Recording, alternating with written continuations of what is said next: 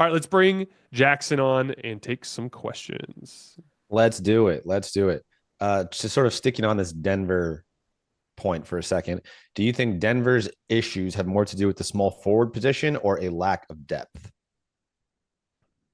So I think like there's a certain amount of depth that will come naturally through the development of their young players. Like I don't think the issue is having Peyton Watson and Julian Strawther as your, even Russell Westbrook in this case as your 6, 7, 8.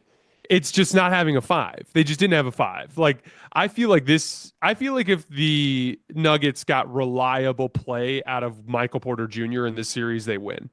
Like, I just think they do. So like I think I think that is a more achievable goal looking at it through the lens of one piece and then understanding like there's going to be year over year improvement with your young talent. That's those guys are going to have their opportunities next year to get plenty of play time. It's just you got to have five guys that you trust in a big spot. Yeah, they definitely didn't have five guys they trusted in this series. That's for sure. Nope. That is for sure. Do you agree with me that the top four though are good? I do. I do. I feel like the relationship and the continuity you're describing with Jamal and Jokic feels very of the Steph and Draymond conversation to me, where it's like, yeah, there might be a better player than Draymond Green to pair with Steph Curry. Yeah, there might be a better player to pair with Jokic and Jamal Murray, but the chemistry they have on the court takes a long, long time to develop. And most teams aren't winning a championship without some level of the sum is greater than the parts. Even when those parts are amazing, you need the sum to be greater. And that's where that chemistry, I think, is really, really, really valuable. That's a great point. Like we talk about this literally all the time. Your value in a vacuum doesn't matter. Yeah. The only value that matters is your value on that basketball team. And the Draymond Steph partnership supersedes any potential partnership of Steph with another big that doesn't have that like seamless synergy that you get out of those two. Like even with Anthony Davis, like if you had to like, cause I remember we had that Warriors fan, it was like, well, what if we can get AD? Like if let's say you had to use Draymond as salary filler in the AD trade. There's obviously massive upside with AD, but one of the downsides would be AD is not as good of a processor and short role player as Draymond is. And so even though AD's greatness would supersede, and I'm sure the Warriors would be better with AD because he's the type of superstar Mm-hmm. player.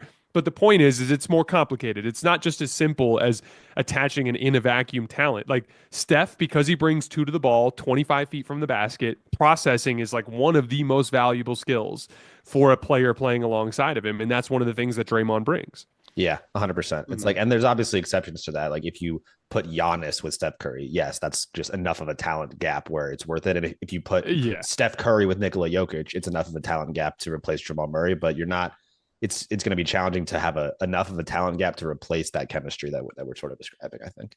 exactly. Exactly. Next question, how would you rank the last four teams in terms of championship odds? This is a really good question. I think Oklahoma City should be a substantial favorite um, over both Indiana and New York. Minnesota, I would make a smaller favorite over Indiana and New York, but I think I'd make them favored. But I think that Minnesota OKC could go either way, if that makes sense. So, Mm-hmm. like, strictly speaking, the matchups, I view Minnesota OKC as a coin flip. But going forward into the finals, I view Minnesota as more susceptible to a loss to Indiana or New York than I view OKC. I think OKC would dispatch of the Knicks and the Pacers pretty quickly. It's just a nightmare matchup for both of them to have to deal with all that guard speed on the ball. So with that being the case, I'm gonna go. I would rank the Thunder, small gap Timberwolves, big gap Pacers, small gap Knicks is how I'll put it. I think I agree. And DraftKings does not. DraftKings has, I mean, they agree with part of it. They have OKC as the heavy favorite, minus 165.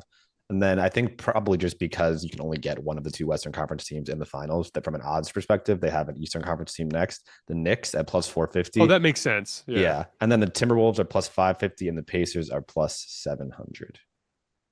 See, you know what's interesting about that though is I think it's substantially more likely that Minnesota sneaks through OKC and beats who comes out of the East than either of the East teams beating OKC. Yeah, I do too. Yeah, like it's just Can you imagine Halliburton and Brunson and Nembhard, like just dealing with the incessant wave of Kason Wallace and Alex Caruso and Lou Yeah. Dort, and yeah, like it just, I think it would just be too much for him. Like I view the Western Conference Finals as basically the NBA Finals. Yeah, I tend to agree. And this is not to take shots at Tyrese Halliburton or Jalen Brunson because those guys deal with a lot of good athletic defenders all the time. But you saw it for stretches in game 5 of the Knicks Celtics series where when Jaylen Brown is like, I'm going to turn into a defensive like demon right now. That Yeah. caused some problems for Jalen Brunson. And not, I mean, they obviously won the series. It's not anything like that. But if you got 3 different guys you can are always going to be fresh-ish to throw at Jalen Brunson or Tyrese Halliburton, it would be a challenge, I think, against OKC. The a simple stat to kind of break this down: Denver in the regular season with Nikola Jokic on the floor had a 126 offensive rating. Okay. For Denver versus OKC in this round, they had a 104 offensive rating with Jokic on the floor. So OKC was literally able to cut Denver's regular season offense production by 22 points per 100 possessions. That's crazy. Like That's crazy. That's they crazy. are, like I saw our friend and colleague Carson Breber talking about them as an all-time great defense, and I'm always hesitant to throw that phrase out Mm-hmm. until we like get there. But like if they're gonna get there, this is what it would look like. Like they're certainly in the process. It's kind of like it reminds me of like watching Jokic in 2020 and 2021, where you're like, this guy might be the best. Yeah. Yeah. No, This for might be the sure. best player. And like this defense from OKC looks like one of those special defenses in NBA history that can really cause problems for teams. And the reason why Denver had extended stretches of success against OKC is they had this big mammoth human that could just run. Like some of Jokic's drop step buckets through double teams today. Did you see some of those today? Yeah. Where he's just like he just spins into traffic and just goes through like 3 dudes and lays it up. The Knicks and the Pacers just don't have that option against this Thunder team, and I think they'd be in some real trouble. Yeah, and it's sort of like we talked a lot about Anthony Edwards sort of being this like king slayer. He's taken out all of these, all time greats on his way to on this playoff run. If the Thunder end up winning the title, the first round is whatever. But being able to say we put the clamps on Jokic, we put the clamps on a Timberwolves team that just kind of shredded a great not shredded, but like had a lot of success against a good, very, very good Warriors defense. And Yep. then we put the clamps on Jalen Brunson or Tyrese Halliburton's whirlwind Pacers. Like that would be a pretty impressive defensive finals run, I think. I agree. And I think you're hitting on another interesting thing, which is that I think Golden State was a really good tune up for Minnesota to prepare for OKC. Yeah. Can you imagine if Minnesota had gone straight from the Lakers to OKC? That Yeah. like I would have probably picked OKC in a heartbeat. But getting Yeah. that Golden State matchup is like, here's a real fast, smart defense that'll throw you for a loop. The difference is you'll be facing real rim protection in this round. Next question. Jason, what kind of defense do you think Mini will play against OKC? Will they throw a lot of zone out there? OKC did have some trouble with the zone earlier in the series before they sort of figured it out a little bit. I think we'll see some zone, but I think this is going to be a man-to-man series for both teams. I think it's going to be a ball pressure, load up the strong side, force you to move the ball, and shoot against a hard closeout type of game.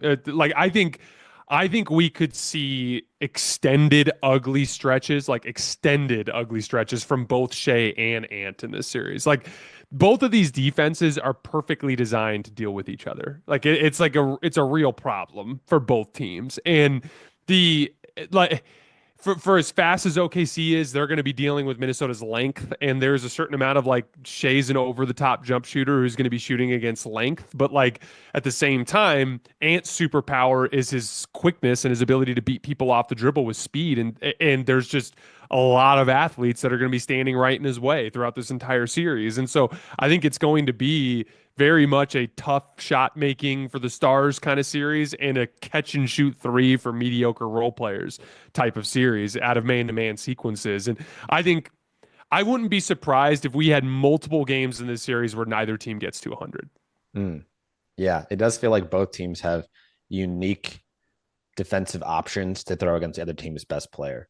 Being able to Yep. have Dort, Caruso, Case, and Wallace to throw at Anthony Edwards, and to have Anthony Edwards and Jaden McDaniels to throw at Shea and And J-Dub Nikhil's a great and one fit. Nikhil. A They great got one too. both teams have a Yeah. lot of long Dante. athletic defenders. Dante is super quick. Mm. Yeah, they can throw, and they all have different sort of strengths and types of defenders. They could mix up the looks, which I think is, valuable as well. Mm-hmm. All right, let's do one more sort of kind of abstract, crazy question, and then we can wrap up for the day. Love the show. What do you think of this trade? This is a blockbuster. A doozy. A doozy. The LA Lakers get Jarrett Allen, DeAndre Hunter, Isaac Okoro, and Dean Wade. And Cleveland gets LeBron James. Okay, read me the names one more time. Jarrett Allen, DeAndre Isaac Hunter, Okoro, DeAndre Hunter, and Dean Wade. And apparently this does work for the money, according to the commenter. Okay, let me conceptualize this for just a second. So in this universe, the Cavs would then run out Garland and Mitchell. And with Strus at the 3. Yep. With LeBron and Mobley. Yep. And they would lose the depth of DeAndre Hunter and Dean Wade. Yeah. And the Lakers would get, so it would be Austin, Okoro would be there too, I suppose. Well, it's Luka, Austin, and DeAndre Hunter, I think. Yeah, you're right. Luka, Austin, and DeAndre Hunter would, so it'd be Hunter and Rui would be Hunter and Rui, and then Jarrett Allen. Yeah, exactly. And then Allen at the center. And then, oh, man. I mean, it's not the worst. Like, it's an interesting stay competitive, idea. but not punt on anything long term. You're like Hunter, Allen are still like in there, rising into their prime, if not in their prime. They're not old by any means. They're also, to your point, they're also players that like specifically struggled in the postseason, and that Cleveland fans are probably like, I'll drive you to the airport anyway. Right. It's sort of like both teams being like, damn, I don't really want to trade these guys. I never said I wanted to trade these guys, but if you're asking for them, I'll listen to a phone call.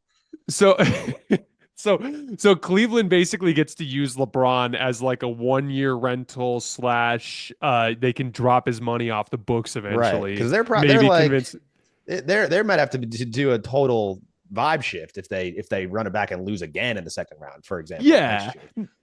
And I think we came out of that series looking pretty clearly like, Mitchell and Mobley are their 2 guys. Garland's a big question mark still. Man, that's a really interesting trade. That's something that I like. If LeBron was dead serious about being willing to go back to Cleveland, it'd be an interesting trade to explore and look at some different machinations in the sense that like, the one other thing though is I wonder if Cleveland's going to look to potentially trade Garland at some point. Yeah. If like, how many times is Garland going to be basically useless in the postseason before they look to go a different direction there? But that could be an entirely separate deal. This is interesting. I'm not going to say that I would do it because I think the Lakers. Here's my issue if I'm the Lakers. DeAndre Hunter and Rui are both redundant. They're big forwards that struggle to defend on the perimeter, that are good catch and shoot players that can put the ball on the floor and attack a closeout, that can attack a mismatch. But they're both better at 4 than they are at the 3, in my opinion. Jarrett Allen is not quite the vertical spacer that Luka typically likes to play with, but he is a very good short range spacer, meaning like floaters and push shots and stuff like that. He's a switchable big that I think, obviously JJ Redick would like, and Isaac Okoro is a real athleticism upgrade. But after all of them just struggled in the postseason, I think you'd have a hard time giving up LeBron for him. It's an interesting idea, though. I'm not going to say I would do it or not, but that is an interesting idea. And like, if LeBron decides that he wants to go back to Cleveland, there are certainly some avenues there to make that into an interesting trade.